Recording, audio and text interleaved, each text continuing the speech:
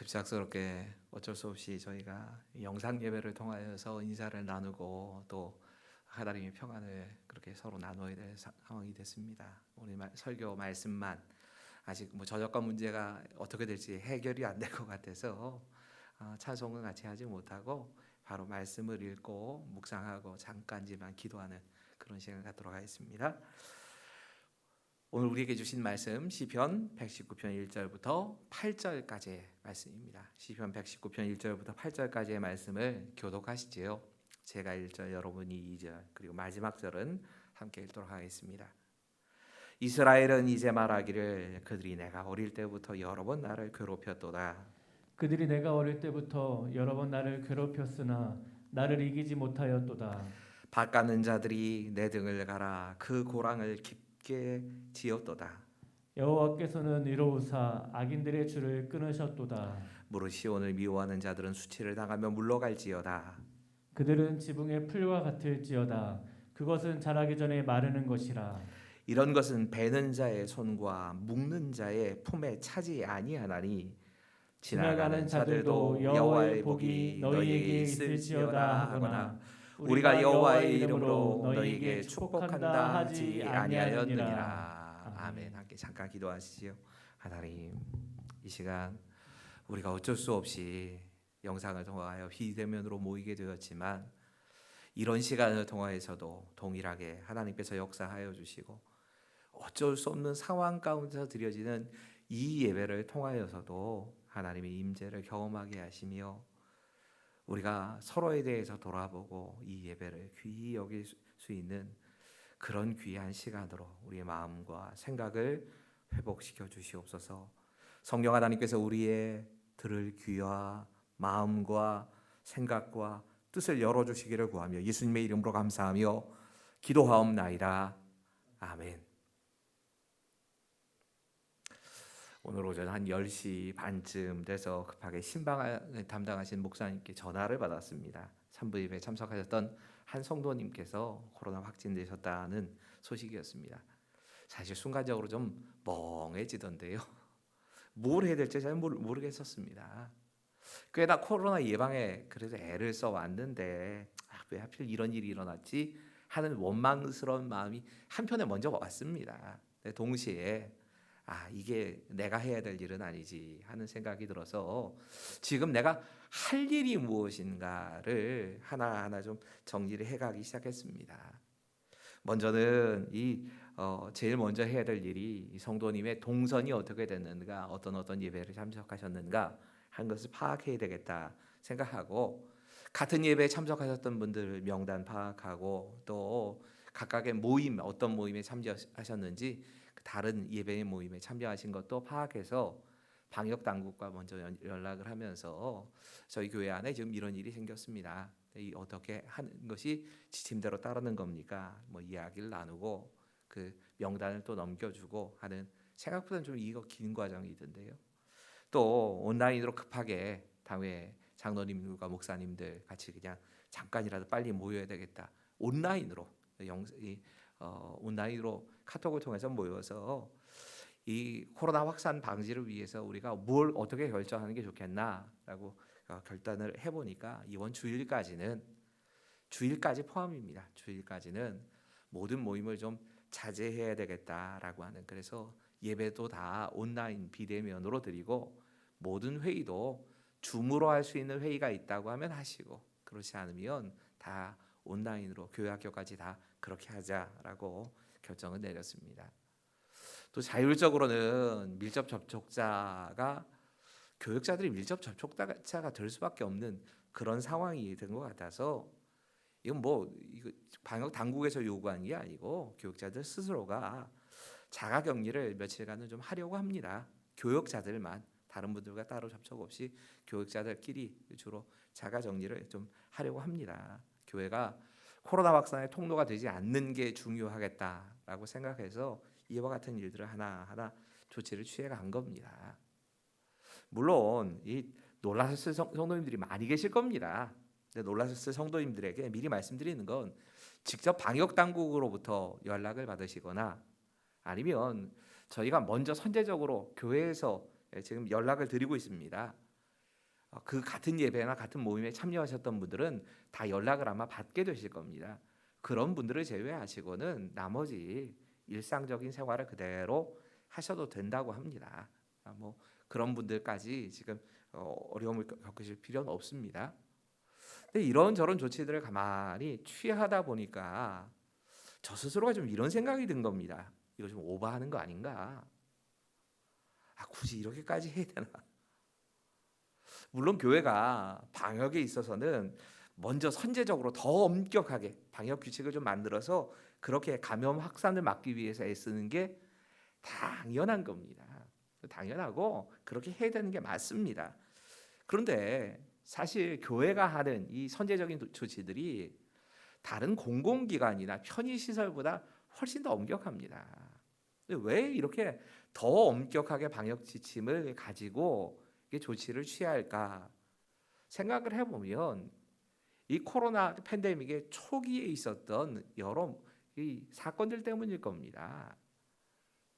교회가 마치 이 코로나 확산의 통로처럼 그렇게 여겨지게 되고 또 그런 여론에 막 화살을 맞으면서 뭐 실제로도 사실 선교단체나 그 교회를 통해서 확산이 된 부분이 없지는 않습니다.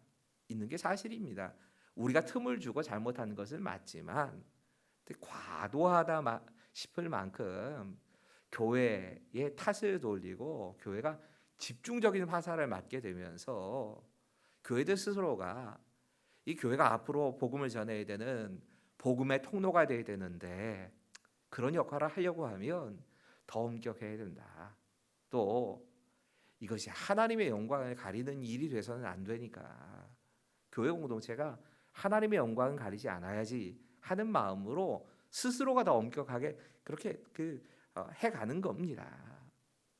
근데 가만히 생각해 보면 그렇게 다 이해한다 할지라도 충분히 이럴 만한 빌미를 줬고 그리고 우리가 최선을 다해서 이렇게 해야 된다 할지라도 세상이 교회를 향하여서 던지는 이 돌팔매질은 일반적인 상식적인 모습은 아닙니다.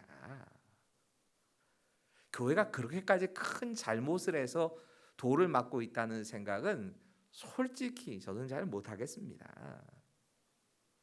근데 세상이 우리 교회인 우리를 대하는 일반적인 모습이 어쩌면 이것과 다르지 않지 않는가? 그러니까 원래가 이런 모습이 아닌가 하는 생각을 하게 된 겁니다.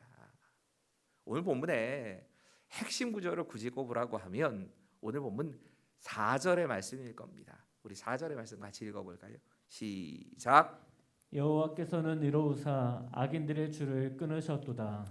여러분 이 말씀을 한마디로 말하자면 하나님께서 하나님의 백성의 편이 되셔서 그 하나님의 백성을 묶고 있는 악인들의 줄, 그 줄을 끊으셨다는 겁니다. 그 악인들의 줄이 있다는 말입니다. 오늘 본문의 첫 번째 메시지는 그런 의미에서 이런 것입니다. 하나님의 백성인 우리를 괴롭히는 일이 있습니다. 하지만 결국 하나님께서 우리를 이기게 하실 것입니다. 오늘 본문 1절과 2절의 말씀을 같이 읽지요. 시작. 이스라엘은 이제 말하기를 그들이 내가 어릴 때부터 여러 번 나를 괴롭혔도다. 그들이 내가 어릴 때부터 여러 번 나를 괴롭혔으나 나를 이기지 못하였도다. 여러분 이스라엘 역사를 한마디로 말하라면 순환의 역사라고 말할 수 있을 겁니다. 사실 이스라엘의 땅 자체가 순환을 당할 수밖에 없는 여러 민족의 침략을 당할 수밖에 없는 위치에 있습니다. 지리를 보고 지정학적인 위치를 생각해 본다면 누구나 이스라엘이 살고 있는 이 가나안이라고 하는 땅을 노리게 되어 있습니다. 왜냐하면 이 가나안이라고 하는 땅이 동서를 잇는 당시의 메소포타미아와 이집트 문명을 잇는 교통의 중심지에 있습니다. 사실 이 땅이 유럽과 아프리카를 잇는 교통의 중심지, 딱 그 길목에 있기 때문에 그 다리의 역할을 해야 할 이스라엘을 여러 민족이 노리게끔 되어 있습니다. 사실 하나님께서 이들을 이 모든 곳에 이 다리 역할을 할 만한, 교량의 역할을 할 만한 자리에다가 이스라엘 백성을 두신 것은 제사장의 직분이라고 하는 것이 하나님이 주시는 복과 은혜를 좌우 상하로 서로 통하게 하고 나누어 주는 그런 직분을 감당하게 하시는 게 하나님 뜻이었기 때문에 그 자리에 두신 겁니다. 하지만 실제로 하나님의 백성들이 제사장의 직분을 잘 감당했느냐? 그러지 못했습니다. 그렇다 보니까 하나님께서 맡기신 직분, 사명을 감당하지 못하다 보니까 오히려 그 다리의 역할을 하는, 교차로 역할하는 그 땅의 자리를 잡은 것이 여러 민족의 침략을 받는 이유가 된 겁니다. 이스라엘 역사의 초기서부터 오늘 보면 이렇게 말씀하죠. 내가 어릴 때부터, 여러분, 이스라엘의 어린 시절이라고 하는 건 이스라엘이 처음으로 나라를 만들어가는 그 첫 시발점을 말하는 겁니다. 애굽에서부터 빠져나와서 이제 나라의 기초를 세우는 사사기의 역사까지, 여호수아와 사사기까지 이어지는 그 역사, 나라가 처음 세워지는 그때서부터 그게 끝이 아니지 않습니까? 여러 번 나를 괴롭혔도다. 여러분, 이 여러 번이라고 번역되어 있는 라브라고 하는 단어는 많다는 뜻도 있지만 크다는 뜻도 있고 우두머리라는 뜻도 있습니다. 그러니까 이스라엘 백성의 역사는 계속해서 많은 어려움이 있었고, 또 이웃 나라들 때문에 큰 어려움이 있었다는 겁니다. 한 번 끝난 것이 아니라 그것이 여러 번 계속됐다는 겁니다. 단순히 그냥 횟수만 많은 정도가 아니라 그 큰 어려움을 계속해서 겪으면서 이스라엘이 지금 이 모습까지 성장해 왔다는 겁니다. 어쩌면 이 가나안 땅에 자리 잡은 이후에 이스라엘 백성들에게 고통은 하나님의 백성은 원래 고통받는 거구나라고 생각해야 할 만큼 고통은 너무나 당연한 것이었던 겁니다. 그걸 이렇게 고백한 겁니다. 내가 어릴 때부터 여러 번 나를 괴롭혔으나 나를 이기지는 못하였도다. 여러 번 괴롭힘을 당한 건 사실입니다. 하지만 이기지는 못했답니다. 원수가 나를 이기지는 못했다고 합니다. 실제 이스라엘 역사를 생각해 보면 이스라엘 역사에 주변국의 침략이 얼마나 많았는지 잘 압니다. 우리가 큰 그 주변의 나라로부터 지배를 당하고 침략당했던 것만 해도 기억이 될 만큼 많이 있습니다. 주변에 있는 국가들 가운데 이스라엘을 노리지 않은 국가가 없습니다. 이집트에서 노예 생활을 하다가 풀려난 그때서부터 시작을 해가지고 블레셋, 미디안, 에돔 족속, 모압 족속 수없이 많은 침략을 계속해서 당했습니다. 심지어는 아프리카에 있는 이디오피아까지 쳐들어오질 않나. 완전히 바벨론에 의해서 멸망을 당하고 아시리아에 의해서 지배를 당하고 로마나 그리스 계속 세계의 최강 대국이 다 이스라엘을 점령하려고 했습니다. 실제로 점령도 했고요. 심지어는 로마에 의해서 이스라엘이 멸망당한 후에 2000년 동안이나 나라 잃고 떠들어왔지 않습니까? 그런데도 그들이 망한 것이 아니라 계속해서 살아남았고, 살아남아서 지금까지도 그 국가를 이루고 강성한 나라로 자리를 잡고 있습니다. 오늘 본문을 이렇게 설교하시는 다른 목사님의 설교들을 조금 읽다 보니까 한 목사님이 이런 질문을 하고 계시는 걸 봤습니다. 왜 이렇게 주변의 나라들이 이스라엘을 못 살게 굴었을까? 왜 그렇게 많이 침략을 했을까? 사실 이 목사님의 이 대답은 이스라엘에 대한 답이기보다는 하나님의 백성들이 우리를 왜 세상이 괴롭히는가에 대한 답이라고 생각이 됐습니다. 세 가지 이유를 이야기를 합니다. 첫 번째 이유는 이겁니다. 두려움 때문이랍니다. 이걸 가장 중요한 이유라고 봅니다. 생각해보면 이스라엘 출애굽할 당시에 하나님께서 10가지 재앙으로 애굽과 바로를 징계하시지요. 그리고 징계하신 후에 출애굽하게 하십니다. 파죽지세로 모든 걸 다 뚫고 지나가 버립니다. 가나안까지 가는 도중에 주변의 나라의 왕들이 다 이스라엘을 두려워합니다. 바산 왕, 뭐 헤스본 왕 시온이나 바산 왕 옥과 같은 사람이 이스라엘을 막으려고 일부러 시도합니다. 이스라엘에게 전쟁을 아말렉이 일부러 걸어옵니다. 그들이 이스라엘을 먼저 공격한 이유는 이스라엘 때문에 자기 땅을 빼앗길까 봐 그랬던 겁니다. 두려운 마음이었습니다. 발람이라고 하는 선지자를 통해서 군사적으로 못 이길 것이다 생각을 하고 저주를 하게끔 했던 모압 왕도 있고요. 생각해 보면 에돔 왕이 그 길로 이 가나안 땅을까지 가는 그 길에 길 좀 빌려달라고 하는데도 막아서는 일들 왜 그랬느냐? 이스라엘이 두려웠던 겁니다. 여러분, 세상이 우리에 대해서 이런 두려운 마음을 가지고 있습니다. 우리가 하나님의 뜻대로 살아가면 그 자체가 세상에는 두려움이 되는 겁니다. 그래서 선제 공격을 먼저 한다는 겁니다. 이 목사님이 이야기하고 있는 두 번째 이유는 이렇게 얘기하십니다. 시기심 때문이다. 여러분, 세상 사람들이 우리를 볼 때에 우리의 모습과 세상의 모습이 별다르지 않을 겁니다. 우리가 좀 종종 착각을 하는데 세상 사람들이 보기에 별것도 아닌 것 같은 나라가 이상하게 자꾸 세상의 중심이 되어가는 겁니다. 모든 걸 다 차지하는 겁니다.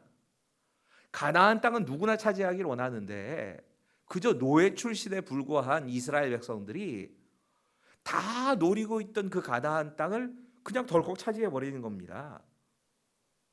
저놈들 별것도 없어 보이는데 무기도 우리처럼 좋은 무기를 사용하는 것도 아니고 돌멩이나 죽창 같은 거 가지고 싸우는 저 인간들이 왜 우리를 이기고 승리하는지 이해가 안 되는 겁니다. 물론 이건 하나님의 말씀이 그들에게 찾아오셨고 하나님의 능력이 나타났기 때문에 그들의 힘으로 이루어진 건 아닙니다. 근데 그렇기 때문에 더 세상 사람들은 시기합니다. 우리와 다를 게 하나도 없는데 왜 이렇게 많은 걸 누리고 살아? 더구나 그런 마음에 사단이 기름을 붓지요. 충동질합니다. 그래서 미운 겁니다. 나보다 나을 게 하나도 없는 것 같은데 이상하게 좋은 것, 귀한 것을 다 차지하는 것 같으니까 그게 싫은 겁니다. 그래서 핍박하고 그래서 어려움을 끼치게 된다는 겁니다. 이 목사님이 이야기하는 세 번째 이유는 하나님께 있다고 얘기합니다. 이분은 이렇게 얘기합니다.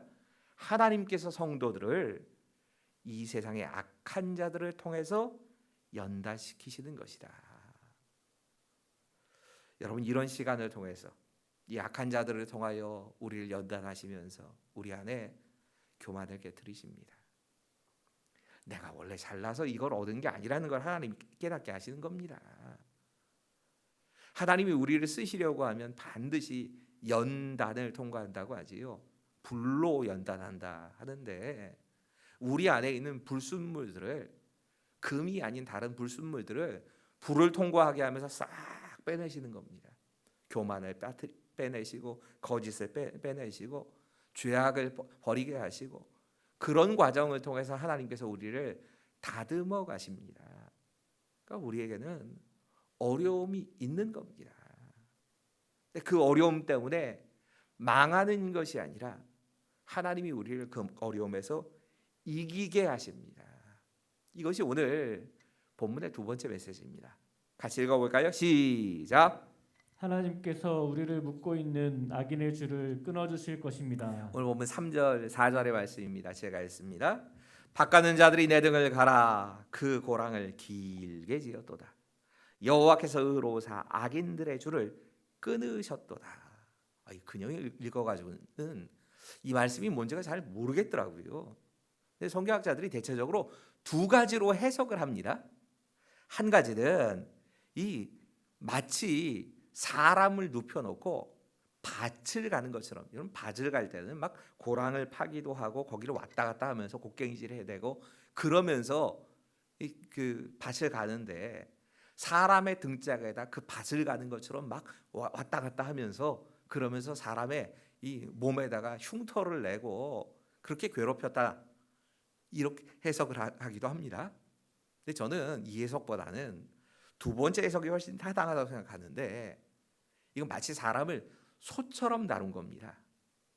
소처럼 다루면서 밭을 갈게 하면서 때로는 말을 듣는다 안 듣는다 그러면서 그 등에다가 채찍질을 해서 마치 그 어깨나 등이 밭을 갈아 놓은 것처럼 그 채찍에 맞아서 흉터가 남아 있는 그런 모습, 그렇게 핍박을 했다는 겁니다. 인정사정 보지 않습니다. 사람이라고 안 보니까, 사람이라고 보면 등에 뭐 피가 철철 흐르는데도 그냥 그렇게 두질 않을 텐데, 노예는 그냥 말하는 짐승이라고 생각을 했으니까 이스라엘 백성들을 그런 소처럼 생각하면서 그렇게 부려먹었다는 겁니다. 그런데 갑자기 상황이 바뀌는 겁니다. 어떻게 상황이 바뀌느냐? 하나님께서, 여호와께서 악인의 줄을 끊어버리셨다는 겁니다. 악인이 우리를 연결해 놓은 줄, 그래서 질질 우리를 끌고 다니는 그 줄을 하나님께서 줄이 더 이상 역할하지 못하도록 그냥 끊어버리셨습니다. 딱 잘라버리셨다는 겁니다. 여러분, 이 줄이라고 하는 게 소의 멍에란 뜻이 있습니다. 그래서 제가 사람을 소처럼 대우했다라고 하는 해석을 한 게 사실 그것 때문입니다. 목에 메어놓고 입을 막아놓고 멍에의 줄로 그냥 질질 끌고 다닌 겁니다. 소처럼 이리 왔다가 저리 왔다가 막 끌고 다니는데 하나님께서 어느 순간에 딱 그 줄을 끊어버리신 겁니다. 문제는 종종 우리가 여전히 그 소처럼 악인에게 매여 있는 줄로 착각을 합니다.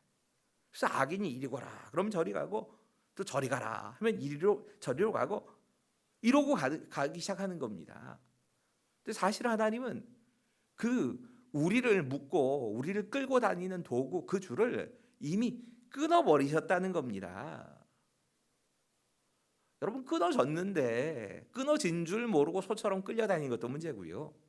또 악인들이 끊어진 줄도 모르고 이미 그 자기 소가 아니고 자기 마음대로 좀 자유를 찾고 평안을 누리고 있는 우리를 이리로 가라 저리로 가라 명령해대면서 옛날과 똑같은 줄 알고 그렇게 뭐 움직이려고 하는 거, 이게 진짜 얼마나 웃기는 일입니까? 줄이 안 묶고 있습니다. 묶여 있지를 않은 겁니다. 여러분, 바벨론에서 포로 생활을 하는 동안 딱 이 장면이 진짜 이스라엘 모습이었을걸요. 이스라엘 백성들이 노예처럼 하나님이 끌고 가시는 이 주인에게 매여가지고 주인이 끌고 가는 대로 가는 겁니다. 주인의 채찍질을 맞으면서 생활을 하는 겁니다. 그 주인의 자리에 세상이 있고 그 주인의 자리에 마귀가 있다고 하면 똑같이 맞을 겁니다. 어떤 경우에는 내가 어린 시절에 받은 상처와 같은 것이 딱 줄이 되어가지고 우리를 질질질 끌고 갑니다. 근데 하나님께서 우리를 묶고 있던 그 줄을 끊으셨습니다. 설교 준비하다가 이 베리로 오스틴이라고 하는 분이 쓰신 이기는 싸움을 시작하라라고 하는 믿음의 싸움에 대해서 참 잘 다루고 있는 귀한 책입니다. 이 책 안에 있는 한 여자 설교자의 이야기가 생각이 났습니다. 이분이 이런 경험을 젊은 시절에 하셨답니다. 학창 시절에 재봉틀을 사용하는 방법을 배우는데 실수를 좀 많이 하셨답니다. 이 선생님이 재봉틀을 다루는 법을 가르치던 그 선생님이 이 여학생이 좀 잘 뭘 못하니까 좀 신경질을 내면서 이렇게 말을 했답니다. 야, 너 뭐 하나 제대로 하는 게 있냐? 거기서 그냥 그쳤으면 좋았을 텐데 자기 친구 가운데 참 친하게 지내던 친구가 가만히 듣고 있다가 옆에서 뭐라고 얘기하냐? 이 바보야. 학생들은 다 웃었답니다. 다 모두가 놀리고 웃었는데 자기는 그 말이 계속 마음에 남은 겁니다. 너 뭐 하나 제대로 하는 게 있어? 이 바보야. 고등학교 시절에 아주 냉소적이고 완벽주의에 가까운 선생님 한 분이 계시는데 이분이 문학 작품을 가르치셨답니다. 그러면 문학 작품에 대해서 학생들의 생각을 묻고는 하셨는데 어느 날 아주 어려운 문학 작품 하나를 이야기를 하면서 그래도 비교적 이 여성 설교자가 똑똑하게 보였는지 여기에 대해서 의견을 말해보라고. 근데 의견을 말하는데 뭐라고 말할 줄 몰라서 우물쭈물하고 있는데 이 학생 입장에서 그렇게 생각한 거겠지요. 선생님이 비웃는 것 같더랍니다. 그런 느낌을 받은 겁니다. 그리고 스스로 이렇게 결심을 합니다. 내가 어떤 수업 시간이든 누가 묻든 대답하지 않겠다. 이걸 결심을 해버린 겁니다. 이런 결심을 마음속으로만 한 게 아니라 계속 이런 결단을 하고 나니까 그 후로도 선생님들이 무언가를 물으면 대답이 떠오르질 않더랍니다. 떠오르지 않는 정도가 아니라 그냥 저녁 시간쯤 돼서 집에 돌아갈 때쯤 돼야 이제 기억이 나는 겁니다. 이런 몇 번의 경험, 교회에서의 경험까지 해서 몇 번의 경험을 쭉 하다가 이분이 복음을 만나면서 새로운 사실을 깨닫게 됩니다. 이 여자 설교자의 말입니다. 그대로 옮기겠습니다. 이런 경험들과 제가 내린 결정 때문에 저는 자신을 용납하고 사랑하는 대신 경멸했어요. 하나님은 저를 용납하시고 사랑하셨는데도 말이지요. 제 정체성은 하나님의 진리의 말씀이 아니라 사람들의 부정적인 말과 행동을 그대로 믿었던 제 믿음에 뿌리박고 있었던 겁니다. 더구나 다시는 내 의견을 말하지 않으리라 마음속으로 다짐했던 맹세는 사탄이 저를 제 안에 가두고 하나님이 원하시는 일을 하지 못하게 만드는 빌미를 제공한 겁니다. 근데 이 여자 설교자, 이 여성 강사가 어떻게 하나님의 은혜로 자신의 삶이 바뀌게 되었는가를 간증을 하기 시작합니다. 이렇게 계속 이야기합니다. 제가 읽습니다. 나 자신에 대한 경멸은 하나님이 선하시다고 말씀하시는 것에 대한 경멸이라고 하는 것을 깨달은 후에야 저는 자유를 누리기 시작했어요. 하나님이 말씀하신 진리 대신에 거짓말이 사람들이 한 거짓말, 자기 스스로가 한 거짓말 다 포함한 겁니다. 그 거짓말에 귀를 기울이고 있다는 사실을 깨달았지요. 저는 이것을 깨닫고 불신을 회개하고, 여러분 깨닫는 것만 필요한 게 아닙니다. 하나님의 말씀을 받아들이지 못한 이 불신을 회개하는 과정이 있어야 합니다. 하나님의 용서를 구했어요. 특히 제가 한 맹세를 구체적으로 회개한 후, 다른 사람 앞에서 내 의견을 말하지 않겠다는 그 맹세를 회개한 후에 하나님의 용서를 받고 제 삶을 억압하고 있던 영향력에서 벗어날 수 있었어요. 그 후 저는 하나님이 나를 사랑하신다는 말씀이 기록된 성경 말씀을 읽고 하나님께서 나를 얼마나 중요하게 생각하시는지를 깨닫고 감사했지요. 지금은 부정적인 말 들어도 그것이 거짓말인 것을 압니다. 저는 하나님의 진리의 말씀에 집중하는 법을 배웠고 그분 안에 있는 내 정체성이 무엇인지를 압니다. 여러분, 우리 안에는 수없이 많은 줄들이 우리를 묶고 있습니다. 그리고 이 줄들은 하나님의 진리, 하나님의 말씀으로 하나씩 끊어나가야 합니다. 하나님의 선하심을 믿는 믿음을 가지고 끊어나가는 작업을 해야 합니다. 물론 하나님이 끊어주십니다. 하지만 내가 아무것도 안 해도 되는 게 아닙니다. 그 줄이 묶이게 되는 과정 안에는 분명히 내가 회개해야 될 내용이 같이 있습니다. 하나님 앞에 내가 지은 죄에 대해서 회개하고 그 부정적인 영향력으로부터 줄을 끊는 일이 우리의 삶에 일어나야 합니다. 하나님은 악인의 줄을 끊어주십니다. 오늘 본문이 이야기하고 있는 세 번째의 메시지는 5절부터 시작됩니다. 이 5절부터의 말씀은 악인의 마지막이 어떻게 될 것인가 하는 것을 보여주는 말씀입니다. 이 말씀은 이런 메시지를 담고 있습니다. 하나님의 백성을 묶고 있던 악인은 지붕의 풀처럼 자라기도 전에 마르게 될 것입니다. 오늘 보면 5절과 6절의 말씀을 같이 읽지요. 시작. 무릇 시온을 미워하는 자들은 수치를 당하여 물러갈지어다. 그들은 지붕의 풀과 같을지어다. 그것은 자라기 전에 마르는 것이라. 여러분, 하나님께서 악을 행하는 사람들에게 보응하시겠다. 반드시 거기에 대해서 그 죄를 물으시겠다고 말씀하십니다. 하나님의 백성을 미워하는 사람, 까닭 없이 미워하고 증오해서 계속해서 그 미움을 품고 괴롭히는 사람들에 대해서 하나님이 수치를 당하게 하신다고 말씀하십니다. 정확하게 말하자면 이 5절부터 8절의 말씀은 어떤 분들은 기도라고 봅니다. 원수들을 향해서 선포하는 하나님의 백성의 기도라고 이렇게 보는 경우가 있습니다.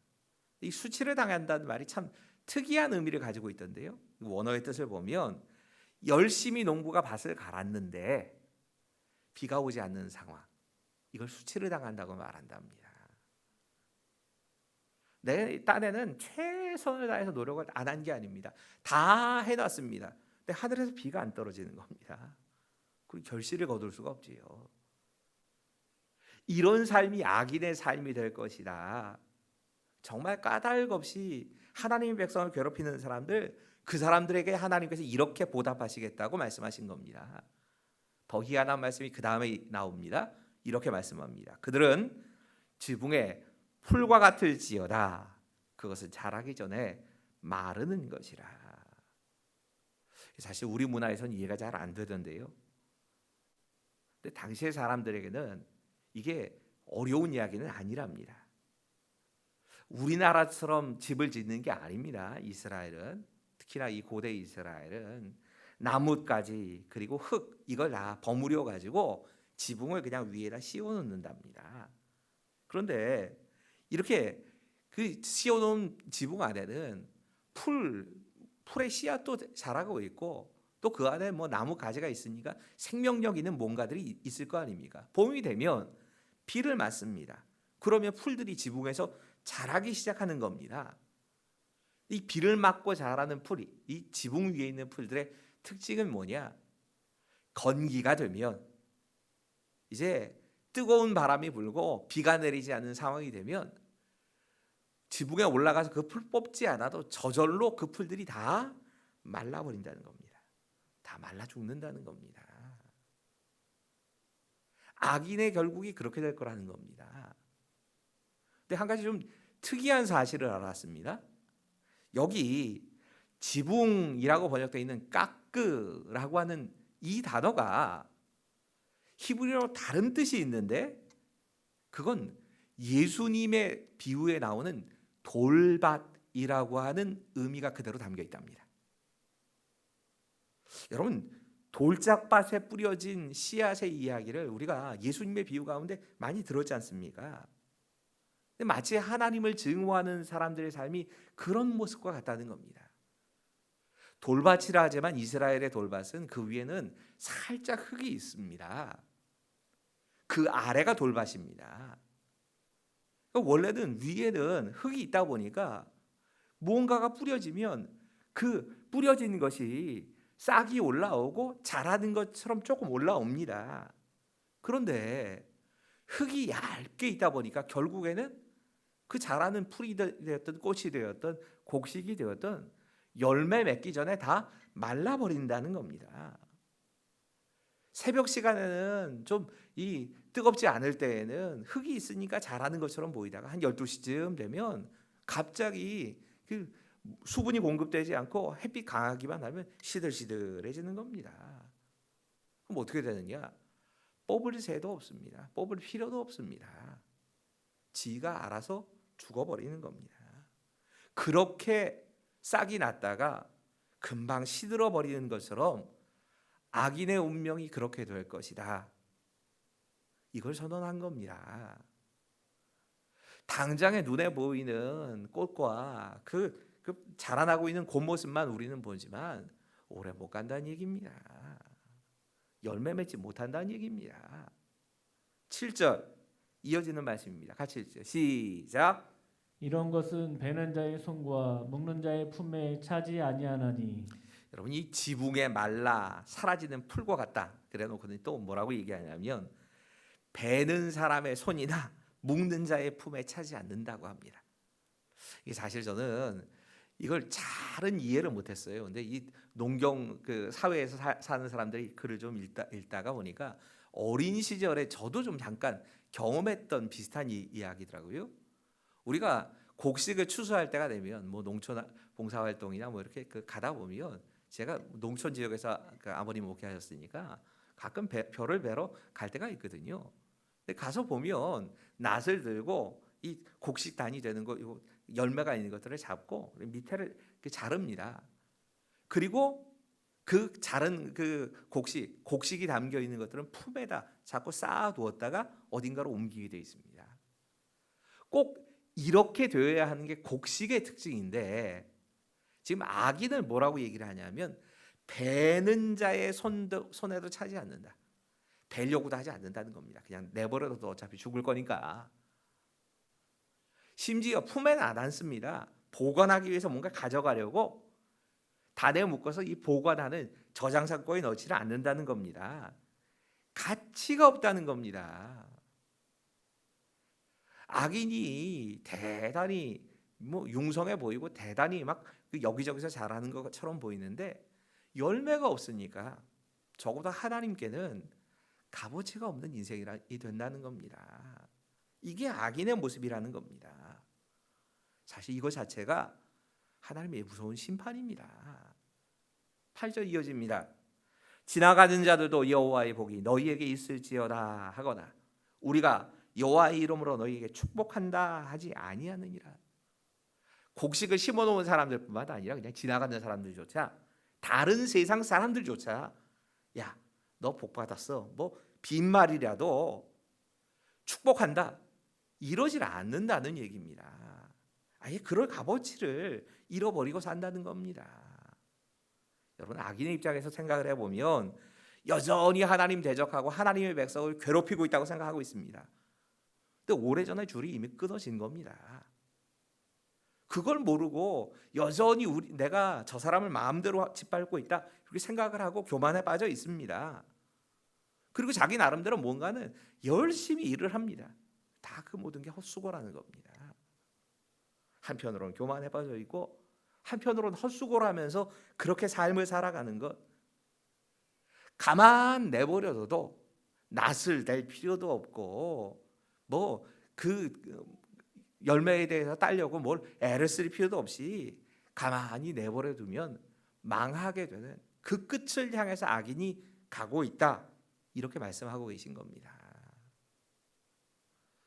설교 준비하다가 전에 읽었던 책 한 권 어떤 책인지도 저도 잘 기억이 안 납니다. 책에서 읽었던 글 하나가 생각이 났습니다.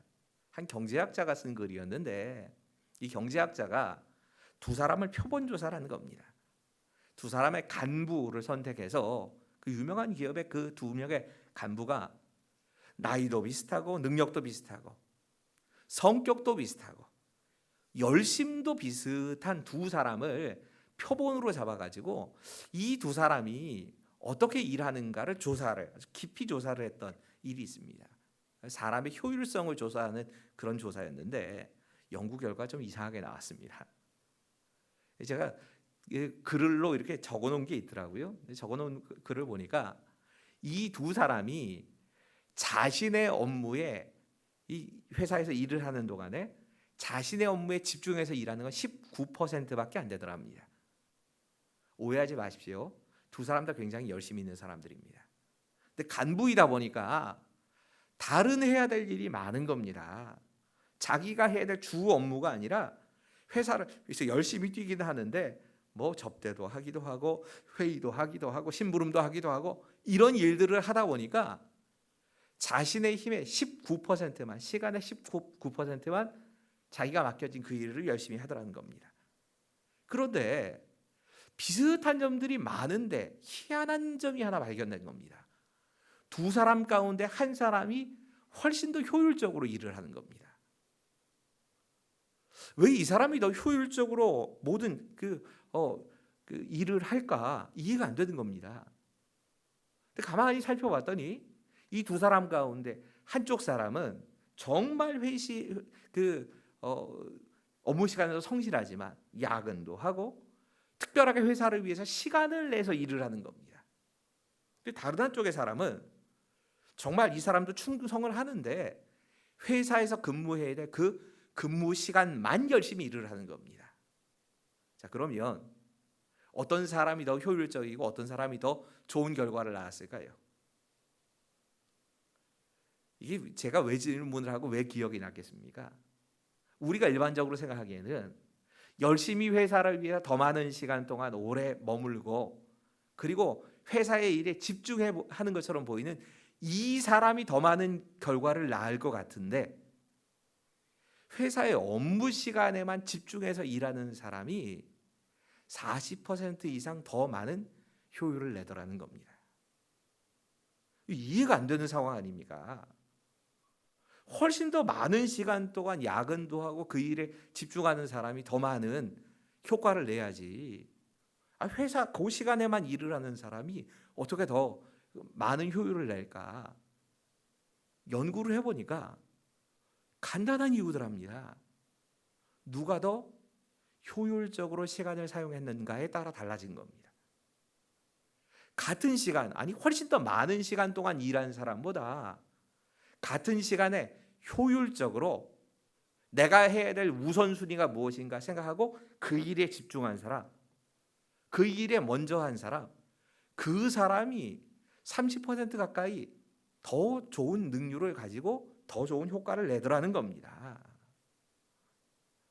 언젠가 이 악인이라고 하는 말을 성경 시편을 묵상하고 시편을 준비하면서 악인이란 말을 읽다가 그런 글을 봤던 기억이 납니다. 악인은 기준이 없는 사람이다. 원어의 의미가 실제로 그런 뜻이더라고요.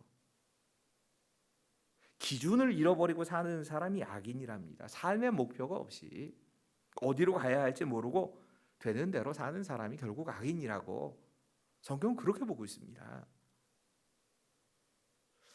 여러분, 우리가 하나님이라고 하는 기준을 세우지 않고 기준이 하나님의 말씀이고 기준을 하나님께 두지 않고 살아가면 우리는 결국은 방황하는 인생이 됩니다. 표준이 없으면 우리는 선을 행하며 살 수가 없습니다.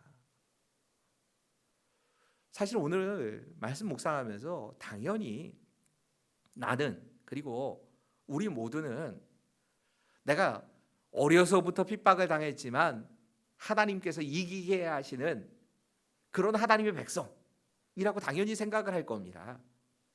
그 자리에 서서 이 말씀을 보게 될 겁니다. 그런 하나님의 백성들을 묶고 있는 줄을 하나님께서 끊어주신다. 할렐루야 아멘.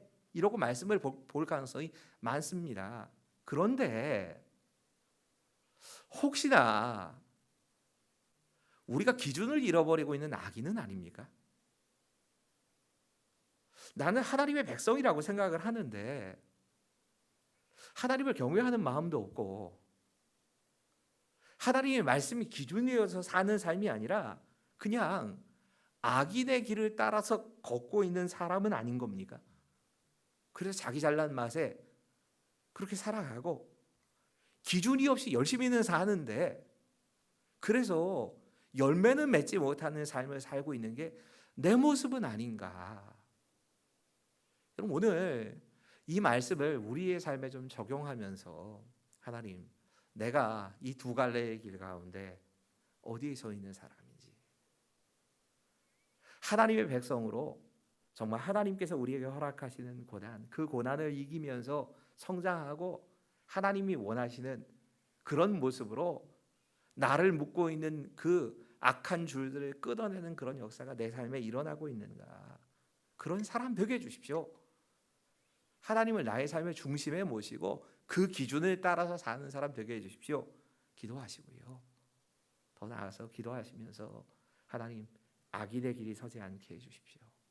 혹시라도 내게 열매 없는 삶이 내가 기준이 없이 살아가기 때문은 아닌지 혹시라도 내가 교만에 빠져서 하나님과 상관없는 그런 삶을 살아가고 있는 것은 아닌지 돌아보게 하시고 그런 삶이 우리에게 보인다면 함께 회개하는 시간을 같이 갖도록 하시지요. 제가 마무리 기도하고 여러분 그 음악을 좀 틀어놓을 테니까 개인적으로 한 3분에서 5분 정도라도 잠깐 기도하는 시간을 개인적인 기도를 같이 가지시면 좋을 것 같습니다. 기도하시지요.